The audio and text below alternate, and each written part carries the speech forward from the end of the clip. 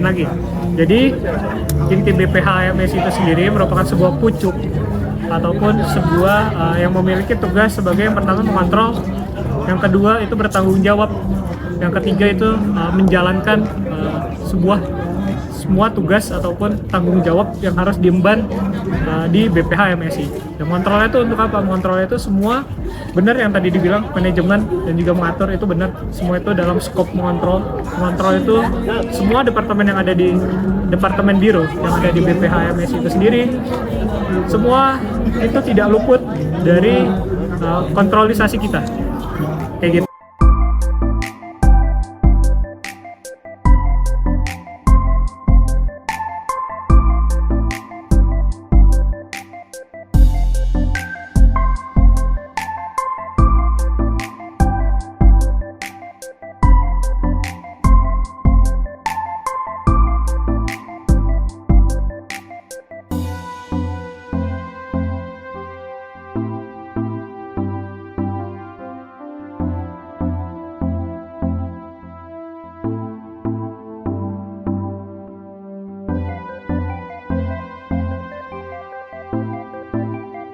Mahasiswa Sistem Informasi. Nah benar, jadi BPMSI itu adalah Badan Perwakilan Mahasiswa yang dimana BPM sendiri itu memiliki 3 fungsi utama. Yang pertama itu legislatif, yang kedua pengawasan, dan yang ketiga aspirasi.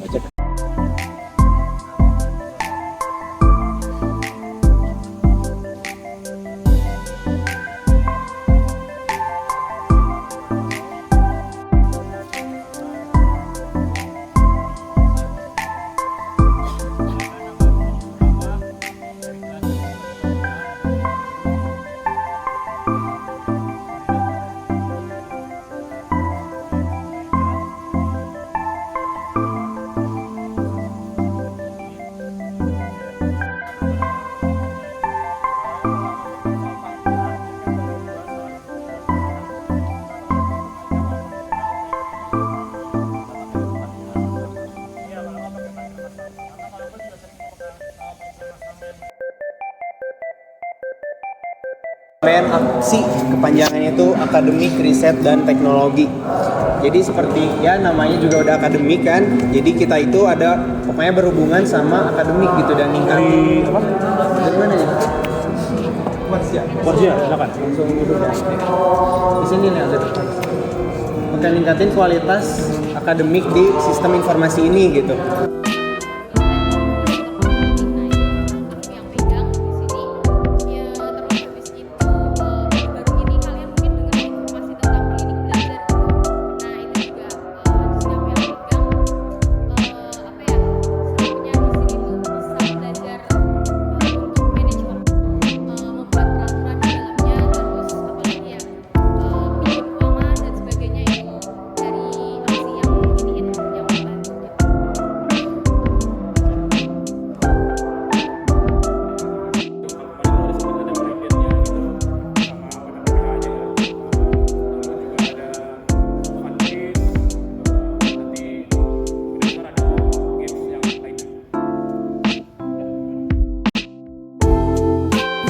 Entrepreneur itu adalah ujung tombak pencarian dana dari himpunan kita sendiri, Himpunan Mahasiswa Sistem Informasi.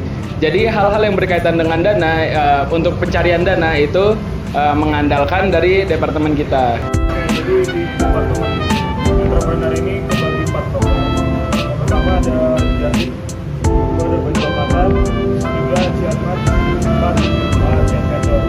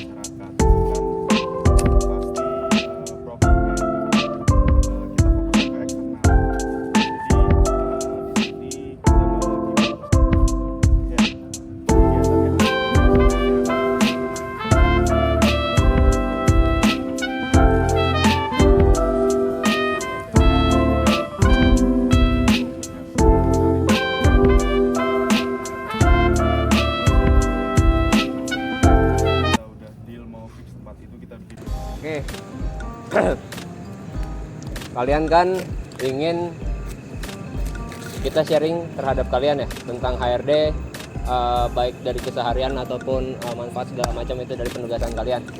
Kalian dapat benefit dari kami dapat apa? Izin menjawab. Ya, silakan. Perkenalkan, nama saya Muhammad Syafar Hawa Yunas, bisa dipanggil Hawari. Saya dari Gen Onyxus. Mungkin dengan adanya penugasan ini bisa juga membuka peluang dari kami juga dari Departemen HRD untuk lebih mudah mencari minat untuk angkatan kami untuk. Aku melanjutkan dari penjelasan Riko. Tadi beberapa proker udah disebutin dan note juga ya kalau HRD ini emang departemen dengan proker terbanyak dibanding departemen biro yang lain. Begitu. Oke. Selanjutnya tuh ada proker Digimon. Ada yang tahu Digimon apa? Aku makan banyak nanya ya soalnya. Ada yang tertarik gak join jadi staf muda HRD? Ada yang tertarik nggak nih? Udah. Eva, kamu? Oh iya, tanya banget dong. Ada lagi nih? Coba, gue minta.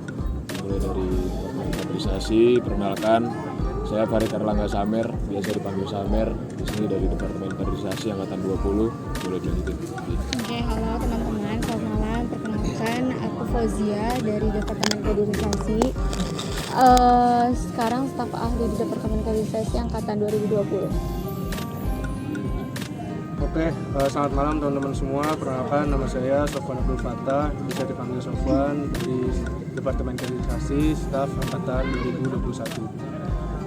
Selamat malam teman-teman semuanya. Perkenalkan, saya Lia Andreani dari Departemen Kaderisasi, saya staf ahli Angkatan 2021. Oke, itu perkenalan dari kita ya, teman-teman semuanya. Teman-teman pengen cari tahu apa tentang Departemen Kaderisasi? Perkenalkan, nama saya Anaking Faiko Lufi dari Gen Montana. Mungkin pertama-tama di sini kita pengen lebih mengenal dan lebih tahu sebenarnya kaderisasi itu apa. Mungkin dari maknanya terlebih dahulu, gitu Kak. Itu dulu. Ya. Oke, sebelum kita jawab arti dari Departemen Kaderisasi sendiri, teman-teman kan sekarang lagi ngejalanin Genesis ya, salah satu. Sini kami perwakilan dari Departemen Kemahasiswaan BPH MSI. Mungkin sebelumnya kita perkenalan diri dulu. Namaku Najma Syarifah Rahmah sebagai staf 2020 Departemen Kemahasiswaan. Biasanya dipanggilnya Kak Najem. Kalau dari nama gue Dava Ilham Fikri, biasa dipanggil Dava, staf Departemen Kemahasiswaan Angkatan 21. Kenal semuanya. Mau nanya ini sih, kalau dari rambut kena nggak itu? Udah pernah ditegur belum? Udah. Dua kata. Saya Ali dari Gen Pencenet. Menurut saya itu departemen yang mengurusi kegiatan mahasiswa, yaitu contohnya seperti setelah PKKB Prodi itu welcoming party. Urusan ke Kaprodi gitu. Akhirnya tiap kita mau acara, mau ngajuin proposal gitu, kita harus ketemu Kaprodi, ngobrol sama Kaprodi, yang akhirnya kita jadi dikenal nih sama Kaprodi. Dan itu tuh benefitnya sangat-sangat bermanfaat kalau misalnya kita di perkuliahan. Kayak aku kan sekarang di semester 7 ya, dan lagi nyusun yang namanya tugas akhir kayak gitu, dan itu sangat. Perkenalkan, kami dari Birorasi. Mungkin kita satu persatu memperkenalkan diri. Mungkin dari Bang Tony dulu. Boleh. Perkenalkan, nama aku Muhammad Fitra Sultan dari Birorasi. Saya Prima Audina, bisa dipanggil Prima dari Birorasi. Saya Salsabil, panggil aja Sabil dari Birorasi. Saya Dea Songkabila, bisa dipanggil Dea dari Birorasi. Aku Ayu Firmawan dari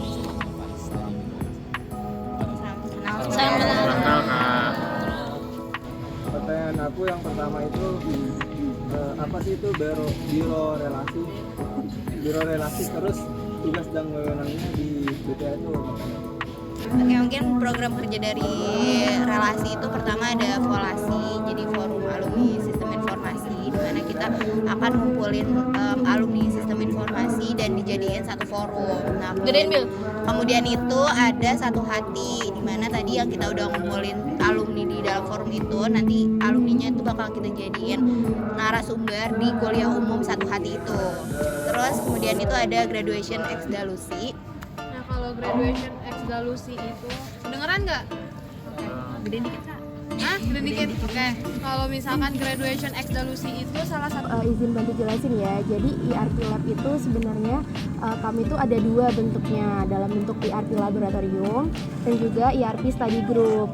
Nah, kalau misalkan ERP Laboratorium itu fokusnya itu di akademik. Jadi kalau misalkan kalian pengen jadi asprak, teman-teman nih pengen jadi asprak, nah itu nanti bakalan otomatis masuk ke anggota ERP Lab gitu. Lebih ke ini sih peluang besar lah untuk masuk menjadi asprak seperti itu.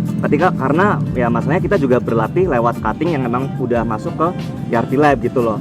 Jadi ketika kalian memang udah masuk ERP Study Group, lalu kalian udah latihan sama cuttingnya. Kalau divisi akademik ini dia lebih ke ngurusin kayak misalkan random praktikumnya mau seperti apa, modul praktikumnya tuh akan seperti apa gitu. Nah, kalau misalkan yang ketiga itu ada divisi operation. Nah, kalau operation hampir sama juga, jadi dia mengelola tentang desain, kayak desain modulnya, terus habis itu video yang mungkin teman-teman pernah nonton ya waktu di SE. Nah, videonya itu yang ngedit itu dari operation gitu. Jadi ada tiga divisi aja kalau di ERP Lab.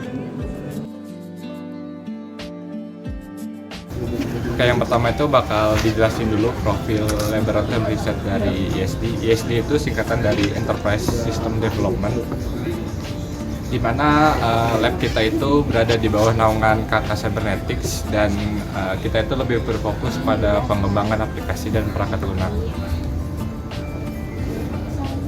Nah, di sini untuk study groupnya ya, di mana study group sama lab itu beda. Untuk study group itu ada 3 divisi. Yang pertama UI UX, kedua software development, dan yang ketiga itu technopreneur. Untuk UI UX sendiri itu biasanya untuk mempelajari pembuatan user interface dari sebuah aplikasi dengan menggunakan penelitian dan hasil pengujian berdasarkan user experience. Nah, terus untuk yang software development ini lebih yang ngodingnya, di mana dia mengembangkan sebuah aplikasi dari yang mudah dibuat desainnya dari si UI UX yaitu. Nah, untuk technopreneur yaitu dia itu mempelajari tentang membangun sebuah ide bisnis dengan penggunaan teknologi untuk memecahkan masalah yang ada di masyarakat.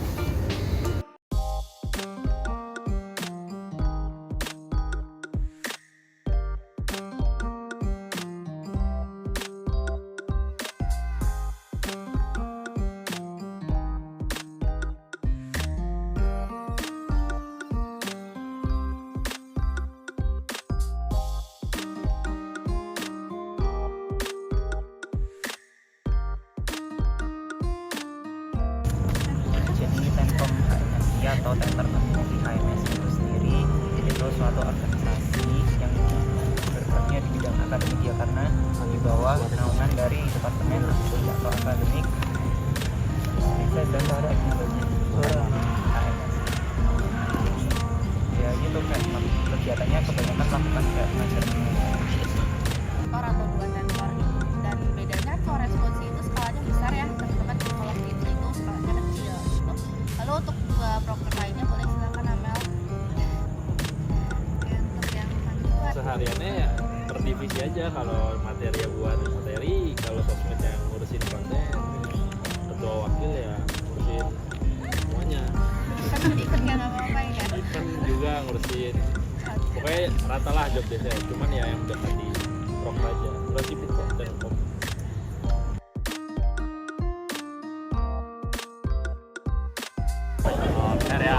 EDNC adalah Enterprise Data Engineering, di mana ini adalah salah satu di bawah naungan program studi Satu Informasi yang berfokus kepada data. Di DPD itu sendiri terbagi atas 2 bidang. Yang pertama itu data scientist dan data engineering.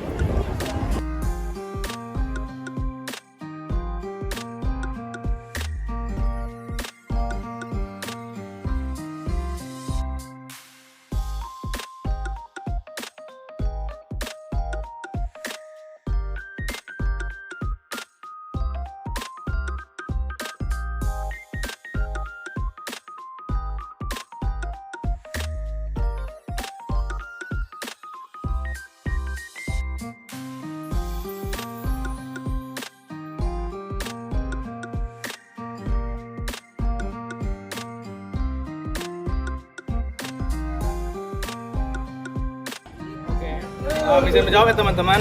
Mungkin buat Cian Musik itu sendiri awalnya terbentuk dikarenakan ada kita kan jurusan berbasis teknologi kan. Jadi mostly pasti kita pelajaran codingan ataupun bisnis yang lingkup sekitar situ. Pasti di antara kita ada yang punya hobi di luar itulah gitu.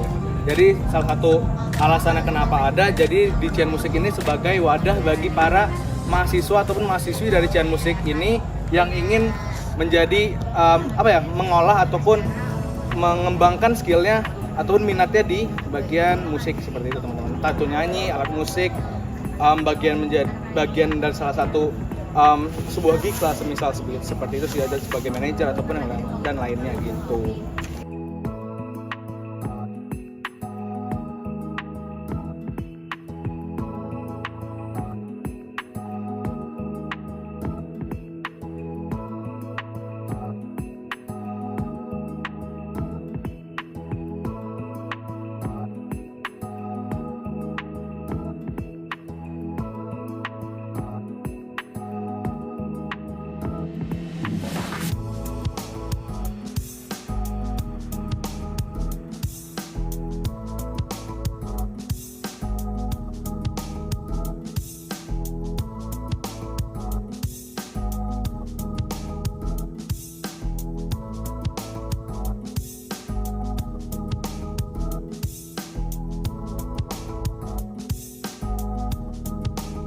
Gini, IAM itu mau tahu panjangannya nggak?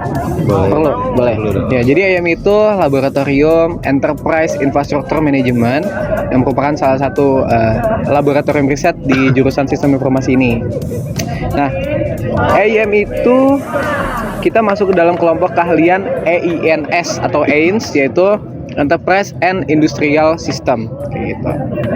Nah, apalagi ya? Mungkin kalau teman-teman bisa neka ya dari kepanjangan Enterprise Infrastructure Management, berarti infrastruktur manajemen atau jaringan gitu. Nah, karena kebetulan IAM ini juga merupakan bisa dibilang laboratorium jaringan, tapi kita juga punya banyak keahlian lainnya kayak contoh cyber security, sama apa satu lagi? Keamanan sistem operasi. Iya, sama sistem operasi kayak gitu. Jadi kita bisa dibilang ada 3 cakupan yang di di SI ini, di prodi ini kayak gitu. Udah mungkin simpelnya gitu ya.